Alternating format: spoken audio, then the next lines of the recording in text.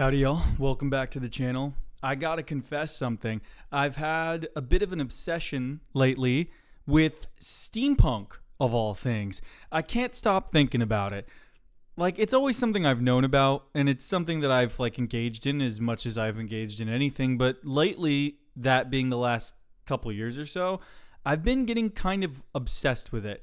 For those that don't know, which I guess is all of you, because I don't think I've actually said it before, my first novel that I ever finished, it's not published, but I did finish it, is a steampunk fantasy novel. So that, in a way, I'm cutting my teeth as a potential author on steampunk. And I remember I was in St. Augustine with my wife and mother-in-law, and there was a steampunk shop there, of all places. And I went in there, and I was just immediately enamored with the atmosphere, you know? And I really fucking liked being in there. And I liked the vibe. And I think there's a few really big reasons for this. And I think the first one is just the aesthetic in general. I think steampunk has one of the most unique aesthetics in all kind of fantasy or sci-fi genres or subgenres, right? You have your medieval fantasy, which is all reliable. That's the one that most people go to. I myself have built dozens of medieval fantasy worlds, and it's a classic for a reason. It's great, you know, from Tolkien all the way to Abercrombie and anyone in between. We've seen so many of these types of worlds, and it's a classic. It's like saying you don't like pizza. It's like, how do you not like pizza? Pizza's got everything you need, and that's exactly how medieval fantasy is. And I understand that steampunk, especially in relation to that, can be fairly niche. You know, it might not have the same grand appeal that something like medieval fantasy would, but it has this undeniable coziness to it, weirdly enough. Brass being heavily used, you know, mixed with leathers and woods, I think goes for a very warm color palette, which I really, really like. And there's kind of nothing else like it. Yes, there is diesel punk and clockwork punk and all these other kind of punks, and they're similar, you know, but I feel like steampunk is sort of the big brother of them all. Not to say that it chronologically came the first of all different types of punks. I don't even think the term was coined until after cyberpunk had already been coined, you know? So it's not like it's the first one to punkify itself, but I do think it's the most of what it is. I don't know how else to explain that, just not articulate at all. But I like the idea of Victorian fashion mixed with brass. I think that is a very cozy setting, even if the setting itself is gloomy and fucked up, or even if it's utopian, you know. But I just like the way that looks, and I think brass as a method of integrating technology into the world is really interesting with the steam power. But brass itself, I think, is an interesting metal to fixate on. Sorry, my mom is English, so sometimes I just become that mid-sentence. Fixate. No, but I think brass is an interesting metal because I think most people would probably default to steel or iron or gold or platinum or one of those generic metals. Not to say they don't have their merits, but it's brass of all things. I think that's really neat. I fucking like that. I just can't stop thinking about it. And I think the second reason, which is arguably the biggest reason, is the time period that steampunk is usually based on, right? It's very much so usually rooted in Victorian era technology, fashion, settings, all those kinds of things, right? So very much 1800s England is kind of the main inspiration, which would have been the time also of the Wild West in the United States. And as an American myself, and not just any American, but a Southern American, I do find the idea of fantastical steampunk cowboys to be so fucking interesting. I think that's really cool, you know? Because you don't get a lot of fantasy that takes place in America. You know, obviously we do have indigenous people here who have their own fantasies, and that's really neat, and I'd like to see more of that. But it's most of what you see in fantasy is stuff like medieval England, you know? And not that that's a bad thing, but it's that's most of what you see. So it's very cool to see something different. And what I think is really cool about this era is where it sits on the wonder to technological progress pipeline, if you catch my drift.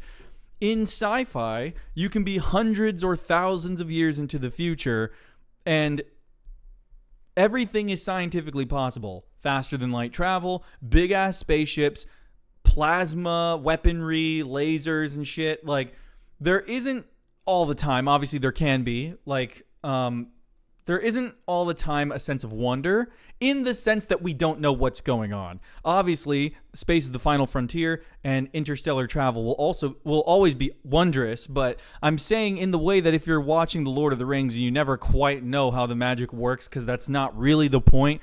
Magic is just inherently magical and not fully knowable, and that's fine, and that's why that place seems so mystical. That can work, but in sci-fi a lot of the time it feels like, at least to me, that things have been solved. And that's cool in its own way, but it doesn't lend itself to as much sort of like fantastical wonder as something like fantasy, right? So it's like you go further back, say to medieval fantasy, just to use a common example, you have a lot of wonder, but not a lot of technology, right? Obviously, you have a lot of technology compared to a fucking caveman, but it's like we're talking swords, shields, castles, carriages. It's a lot of stuff that like isn't super intricate on the grand scale of humanity, but there's a fuck ton of wonder because of how little they're able to know about the world around them, right? That's what makes that cool. So it's very wonder focused, less technology focused. And then sci-fi would be kind of like the opposite. And you know what I mean? There's obviously technology and wonder in both, but I think you get what I'm saying.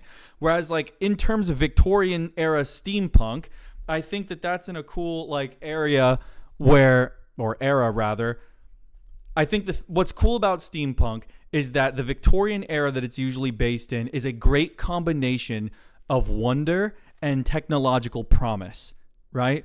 Because you have enough of a grasp of technology, it being steam powered in this case, to know that the future is coming, but not so much that the wonder is lost and all the magic and unknowable coolness about the world is lost.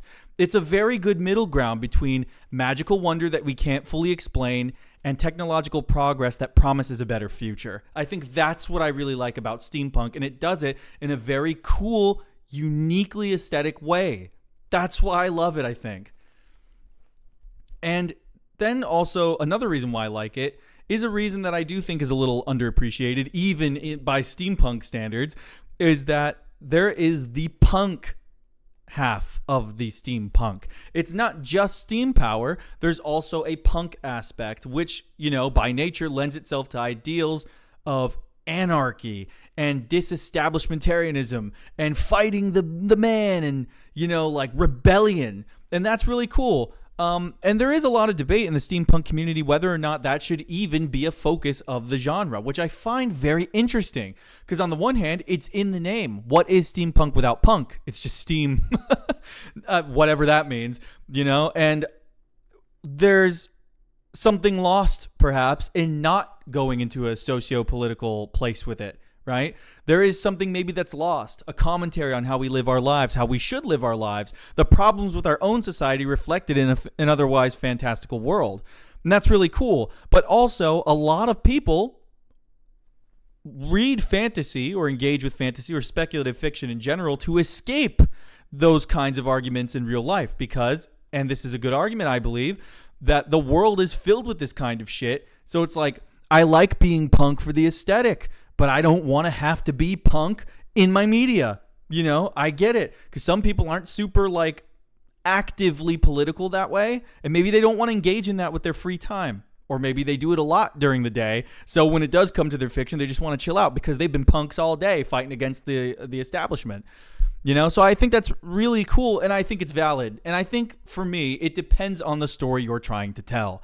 If the steampunk aspect of your world is more so about technology, or it's about like wondrous magic, or it's about more fantasy-based structures where it's about like races getting together in harmony and like, you know, fighting world-shattering evil, maybe you don't need to focus on the punk aspect so much because motherfuckers are trying to save the world. Maybe there's bigger fish to fry.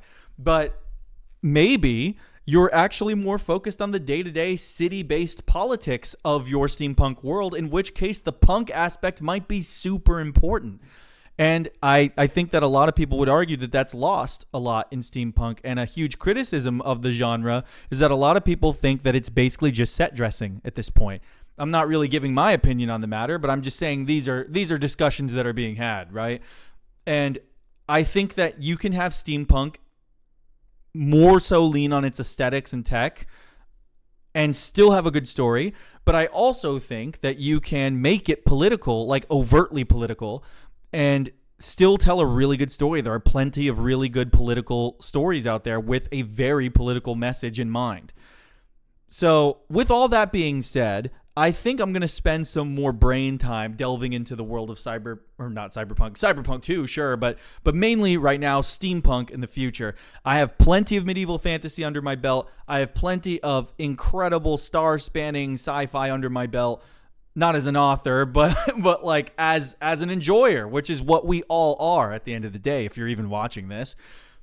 So I would really like to see more of it. I know we've got some steampunk things coming in the future, perhaps that game Clockwork Revolution, I don't like that game that seems to be coming. It's like an RPG, a steampunk RPG. Super looking forward to that. I think steampunk is an underserved genre and the world could use more of it for its aesthetics, for its balance of technology and magical wonder, if you're going the fantasy route with it, and just the coziness, man. At the end of the day, that's a lot of what this shit is. Like I've heard it said before that like presentation is half the battle. If you're a 5-star chef, a lot of people will take you more seriously if your dish is beautiful to look at even before it tastes good, right? If you're shopping for a hypercar, part of what makes you want the damn thing is how sexy it looks in your garage, right?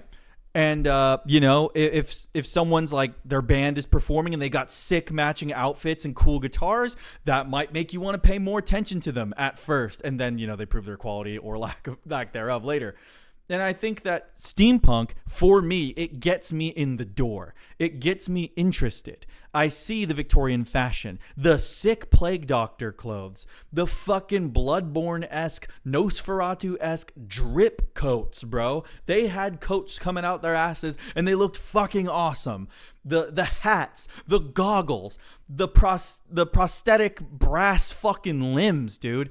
Like, it's so fucking cool. And I think the world could use a bit more of it. So those are my thoughts on that. Let me know if you guys agree. Is steampunk like really underserved and cool? Maybe you want to see more of it. Or maybe you're like, maybe it's not time for that. Maybe I just want to see some other types of shit. Let me know. But until then, I will see y'all later. Also, I was told this increases metrics. If you would like to, I wouldn't mind if you went ahead and subscribed. I wouldn't mind that one bit. But anyway, do or don't. I thank you for watching anyway, and I'll see y'all later.